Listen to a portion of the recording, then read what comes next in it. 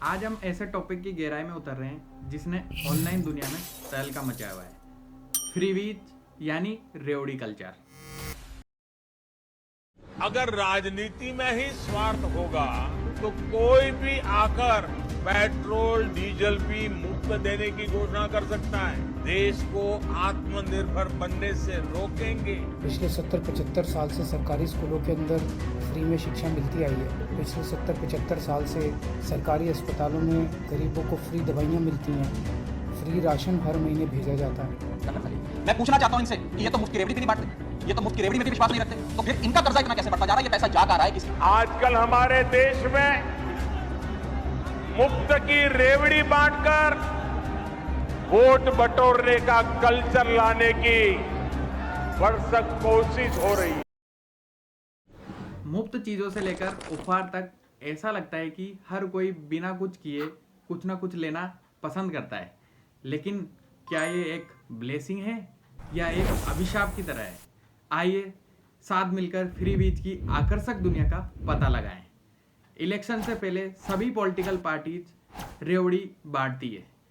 रेवड़ी बांटने के पीछे साइकोलॉजी ये है, आज के कम्पिटिटिव मार्केट में पहचान को आवश्यकता बना दिया है। लंबे समय तक टिकाऊ रहने और अलग दिखने के लिए पॉलिटिकल पार्टीज फ्री बीच कल्चर का यूज करती है, जिससे बिना कुछ किए ध्यान आकर्षित कर सके, सद्भावना पैदा कर सके और वफादारी बढ़ा सके।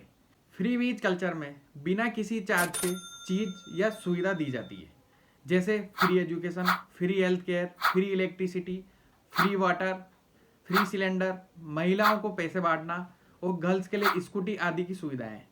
फ्री बीच की शुरुआत तमिलनाडु में 1967 में डीएमके के फाउंडर अन्नादुरई ने 4.5 किलो राइस को 1 रुपए में देने की घोषणा से की। अगर वो इलेक्टेड होते हैं तो उसके बाद सभी पॉलिटिकल पार्टी ने इसे अपना लिया। लेकिन फ्री बीच दो धारी तलवार की तरह है। इससे टैक्स फेयर के पैसे से बने पब्लिक फंड पर नेगेटिव इम्पैक्ट होता है। देश और राज्य की अर्थव्यवस्था खतरे में पड़ जाती है, जैसा कि आप श्रीलंका और पाकिस्तान के साथ हाल ही में हुए घटनाक्रम में देख सकते हैं। श्रीलंका और पाकिस्तान की इकोनॉमी डिस्ट्रॉय होने का कारण गलत इकोनॉमी पॉलिसीज और फ्री बीच कल्चर ही था। भारत में भी कई राज्य फ्री बीच की वजह से डेब्ट क्राइसिस में हैं। फ्री बीच न तो लॉन्ग टर्म में रेवड़ी की तरह स्वीट होती है, न ही लंगर की तरह जनसेवा के उद्देश्य से चलाई जाती है। इसका उद्देश्य तो सिर्फ पावर में आना होता है। इंडिया में भी सारी पॉलिटिकल पार्टी किसानों के वोट बैंक के लिए चुनाव से पहले फ्री इलेक्ट्रिसिटी की घोषणा कर देती है, जिससे ग्राउंड वाटर का एक्सेस में एक्सट्रैक्शन होता है, क्लाइमेट को हार्म होता है, लॉन्ग टर्म में सॉइल इरोजन होता है और सॉइल की प्रोडक्टिविटी घटती है। तो क्या गवर्नमेंट द्वारा दी गई सभी फ्री बीज के सिर्फ नुकसान है? ऐसा नहीं है। आरबीआई ने भी नॉन मेरिट फ्री बीज के बारे में मना किया है।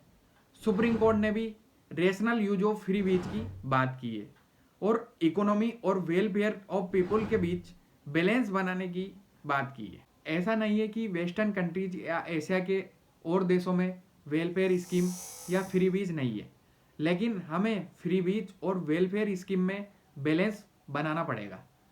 भारतीय संविधान की प्रियम्बल में भी सोशलिस्ट वर्ड का प्रयोग किया गया है, जिसका मतलब है सरकार द्वारा लोगों के लिए वेलफेयर स्कीम चलाई जाएगी। लेकिन फ्री बीज और वेलफेयर स्कीम के बीच में अंतर है। वेलफेयर स्कीम से लॉन्ग टर्म इम्पैक्ट होते हैं, जबकि फ्री बीज टारगेटेड लोगों को शॉर्ट टाइम के लिए बेनिफिट देकर पावर हासिल करने के लिए चलाई जाती है। वेलफेयर स्कीम के द्वारा टारगेटेड पॉपुलेशन की स्टैंडर्ड ऑफ लिविंग बढ़ाना सोशल जस्टिस, इक्विटी और ह्यूमन डेवलपमेंट से है। बेसिक नीड्स में जैसे रोटी, कपड़ा, मकान आदि को प्रोवाइड कराना है। उसके लिए free education, free health care, clean energy और क्लीन वाटर देने से है, जिससे यूनाइटेड नेशन जैसी अंतर्राष्ट्रीय संस्था द्वारा स्थापित सस्टेनेबल डेवलपमेंट गोल्स एसडीजी पूरे किए जा सके। जब भी हम रोड क्रॉस करते हैं तो रोड के दोनों ओर की गाड़ियां देखकर खुद बचाव करते हुए क्रॉस करते हैं, ना कि गाड़ियों के ड्राइवर के भरोसे। उसी तरह पॉलिटिकल पार्टीज द्वारा दी गई फ्री बीज के जाल में ना आकर लॉन्ग टर्म में हमारे और हमारे बच्चों के फ्यूचर के लिए अच्छी सरकार को चुनना होगा, जो हमें फ्री बीज का प्रिजनर बनाने की जगह खुद के पैरों पर खड़े होने के अवसर प्रदान करे। और ऐसे ही इंफॉर्मेटिव वीडियोज़ के लिए बेल आइकन दबाकर हमारे चैनल को सब्सक्राइब करना ना भूलें।